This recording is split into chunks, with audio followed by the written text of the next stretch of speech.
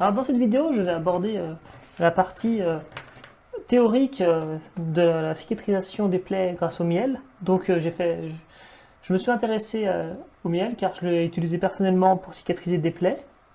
Donc et également car je trouvais ça intéressant. Alors j'ai trouvé de nombreuses ressources bibliographiques sur internet, mais également dans des livres. Donc je vais essayer de résumer ce que j'ai pu voir en faisant une sorte de schéma. Alors déjà, on va essayer d'aborder la théorie. Donc tout ce que je dis, il faut essayer de voir en fonction, si on veut le mettre en pratique, de la plaie qu'on a. Donc si on a une plaie trop grave, c'est sûr qu'il faut aller voir un médecin à l'hôpital. Le miel ne fait pas des miracles, c'est juste un apport d'information. Alors, dans ce que j'ai pu trouver, le miel agit sur 3 aspects. Alors, un aspect de cicatrisation de la plaie, un aspect anti-inflammatoire,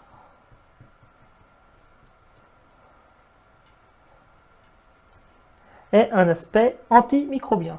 Donc, je vais essayer de détailler les mécanismes qui sont en jeu dans ces 3 étapes, dans ces 3 propriétés.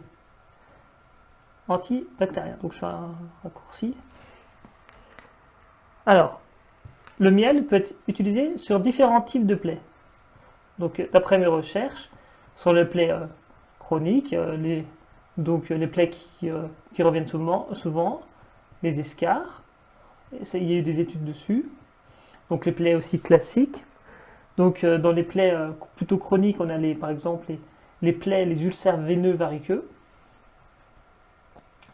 Pour les plaies liées au diabète. Et aussi les brûlures. Voilà. Donc, il y aura une variation également de la vitesse de cicatrisation en fonction de l'état du patient. Donc, de la localisation de la plaie, de l'âge, est-ce qu'il est en malnutrition, est-ce qu'il a du diabète, est-ce que, par exemple, dans le cas d'un ulcère veineux, il faudra aussi avoir des mesures complémentaires, des mesures analogues, comme par exemple la compression des jambes pour favoriser la cicatrisation. Donc, les caractéristiques du miel, on va voir les caractéristiques du miel qui peuvent expliquer ses vertus de cicatrisation. Donc c'est là que on arrive un peu sur des termes techniques, donc je vais essayer de synthétiser ce que j'ai pu voir.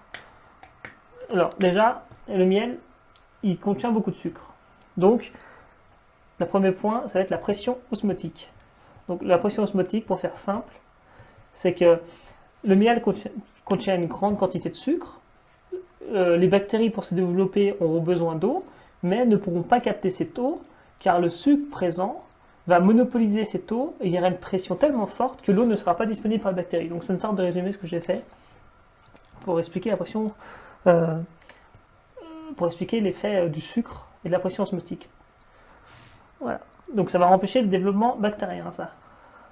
Un enjeu sur les bactéries. Donc le miel est aussi caractérisé par un pH acide, donc généralement entre 3 et 5. Donc un pH acide qui va être défavorable à la plupart des bactéries. Il y aura toujours des bactéries qui vont se développer, mais moins. Donc la teneur en eau du miel, donc à peu près de 18%. Donc, ce qu'il faut noter, c'est qu'à 18%, c'est une teneur en eau faible pour les bactéries, mais en même temps, ça va garder la plaie humide pour favoriser sa cicatrisation. Donc l'environnement acide avec une légère humidité va permettre d'avoir un environnement favorable à la cicatrisation de la plaie. Et donc aussi, les caractéristiques du miel, c'est qu'il va adhérer l'adhérence des pansements. Donc c'est aussi très intéressant pour une plaie. Donc dans les autres mécanismes d'action, on va voir que le miel a plusieurs aspects qui va agir sur le développement des bactéries, mais aussi sur la cicatrisation.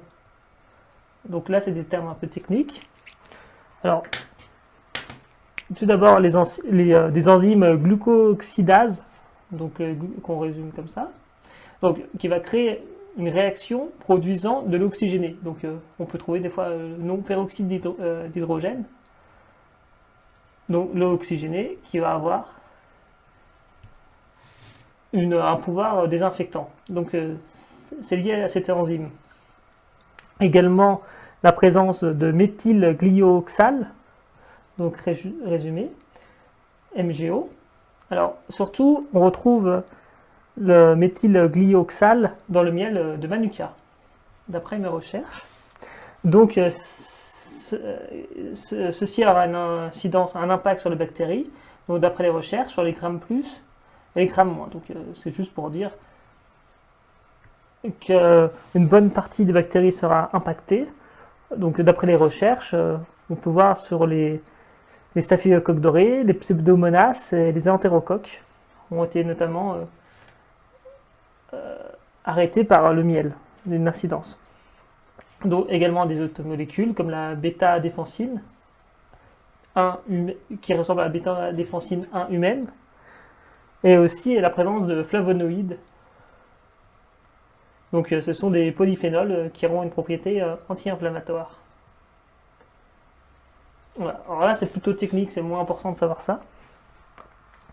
Alors, si on veut parler des essais qui ont été réalisés sur les miels, alors il y a eu différents essais. Alors, les plus connus, le CHU de Limoges en France. On a également des essais en Italie, mais également en Nouvelle-Zélande où on a testé le miel de Manuka. Donc, concernant le miel, pour l'hôpital, il faudra veiller à plusieurs aspects. Donc sa mise en place va demander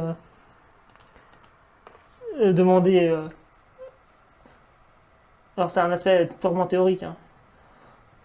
Mise en place, donc respect des règles d'hygiène, d'innocuité. Donc l'innocuité, il faut que le miel soit exempt de tout problème. Donc il y a des contrôles, de nombreux contrôles, en termes bactériologiques et en termes biologiques. Donc au niveau des bactéries, on va caractériser les UFC, donc unités formant les colonies. Il devra être inférieur à 30 pour un miel d'hôpital, alors qu'il se situe en moyenne à 600 pour un miel classique. Donc pour arriver à contrôler le taux bactérien, en hôpital, on va souvent pratiquer une stérilisation au rayon gamma.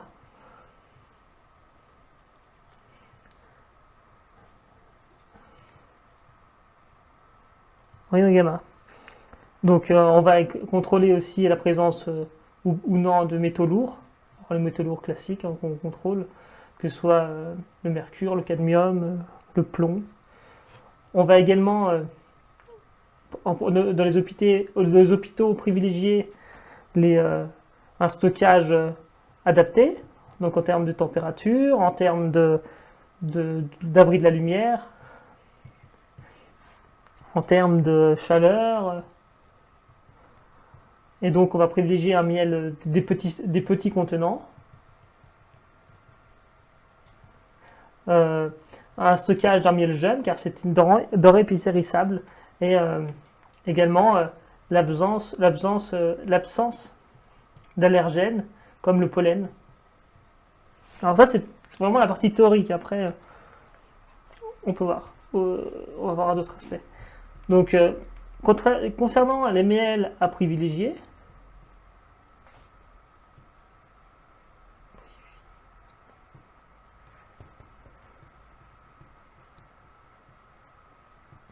donc on va essayer de privilégier les provenances locales. Pourquoi ? Pour faire un contrôle, quitte à avoir des contrats avec des producteurs. Donc en termes de traçabilité. Et aussi, car dans les miels parfois qu'on peut trouver, par exemple au magasin, on peut trouver des miels en mélange. Donc on ne connaît pas forcément les fleurs qui ont été, les plantes qui ont été duquel le miel a été issu. Donc par exemple ici un miel, ça c'est un miel non originaire de la communauté européenne. Donc miel de fleurs, il peut être fait à partir de mélanges. Il peut être fait à partir de mélanges, le miel, donc il n'est pas forcément recommandé pour faire une plaie. Alors que si on prend un miel de producteur local, on connaît sa méthode de travail, on connaît la traçabilité, il sera privilégié pour le soin des plaies. Donc ce que je dis ne vaut pas pour les hôpitaux, car ils ont des partenariats avec les producteurs et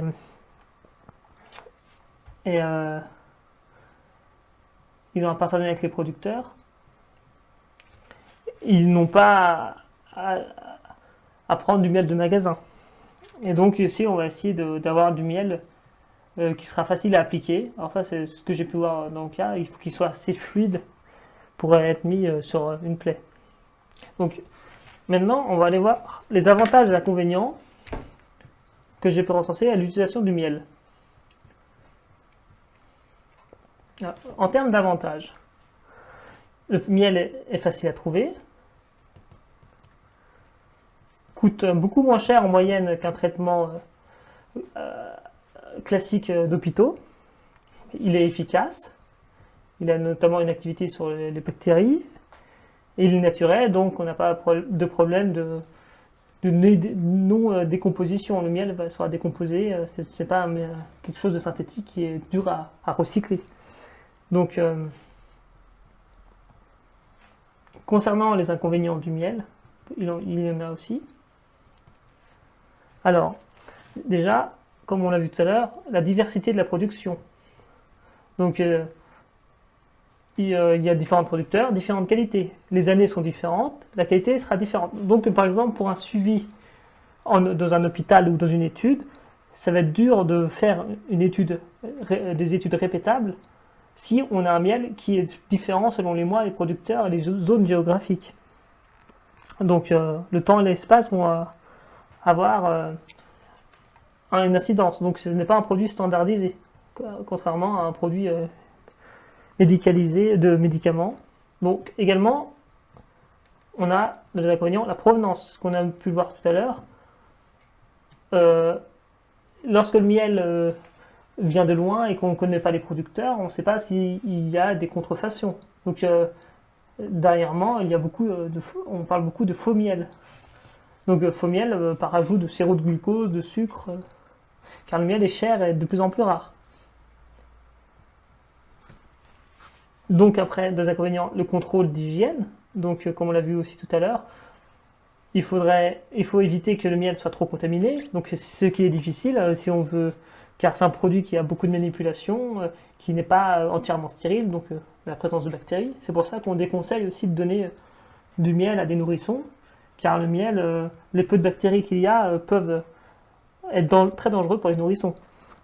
Donc les contrôles d'hygiène sont beaucoup plus durs à faire. Et il y a une possibilité de contamination, et c'est aussi une denrée qui est périssable dans le temps. Donc, concernant le protocole de mise en place du miel, alors d'après ce que j'ai pu voir, protocole, il va être variable selon le type de plaie à soigner, comme on l'a vu au tout début, entre les différentes plaies, la localisation, le patient, mais il y aura toujours des mesures d'hygiène à respecter, des mesures prophylactiques et d'hygiène classiques pour n'importe quelle plaie, que ce soit travailler dans un endroit propre, éviter les surinfections, mise en place de gants. Donc la mise en place, elle se fait de façon classique. Donc on va appliquer le miel sur la plaie. Puis on va recouvrir d'une compresse. Le nettoyage préalable se fait par exemple à base de sérum physiologique, mais il ne faut pas rajouter de désinfectant, car le miel, il ne faut pas faire interagir les différents produits, alors que le miel a déjà des propriétés antibactériennes. Alors, une des parties aussi les plus intéressantes, les miels qui seront utilisés. Alors, On a les miels de lavande. Donc ici du miel de lavande. Donc c'est un miel un peu dur, je trouve. Donc c'est pas forcément le miel pour moi le plus approprié. On a le miel également de Manuka, comme on a pu voir tout à l'heure. Le miel de Manuka qui vient d'Océanie, principalement de Nouvelle-Zélande et d'Australie. Donc c'est une plante assez proche du titri, la plante qui sert à faire l'huile essentielle. On a également le miel de thym. Alors ça c'est le miel plutôt de climat tempéré occidentaux. Et le miel de châtaignier, que j'ai pu tester aussi personnellement, le miel de châtaignier. Donc le miel de thym, il est très efficace. Il est réputé assez antiseptique, mais il est plus dur à trouver selon la région où on habite, alors que le miel de châtaignier, j'ai vu beaucoup plus facilement trouvable en magasin. Alors le miel de châtaignier est réputé bon pour la circulation sanguine et avec un bon impact sur la cicatrisation. Il est riche en potassium, en magnésium, en manganèse. Donc j'ai à peu près fait le tour sur l'aspect théorique. Alors tout ce que j'ai pu dire ici, c'est des choses que j'ai pu trouver sur internet, une sorte de synthèse que j'ai pu faire. Et il y a aussi après un aspect que moi j'ai testé sur le miel, mais là j'ai essayé de rester le plus global possible. Donc pour terminer, voici les sources que j'ai pu utiliser. Donc ce livre, le traité de l'apiculture rustica. Donc il y a quelques pages, hein, ça traite beaucoup d'aspects de l'apiculture, mais il y a sur la cicatrisation, il y a quelques pages. Un document que j'ai trouvé aussi qui est très intéressant. Donc j'essaierai de mettre en lien dans la description les différents liens et sources que j'ai pu trouver. Voilà, merci.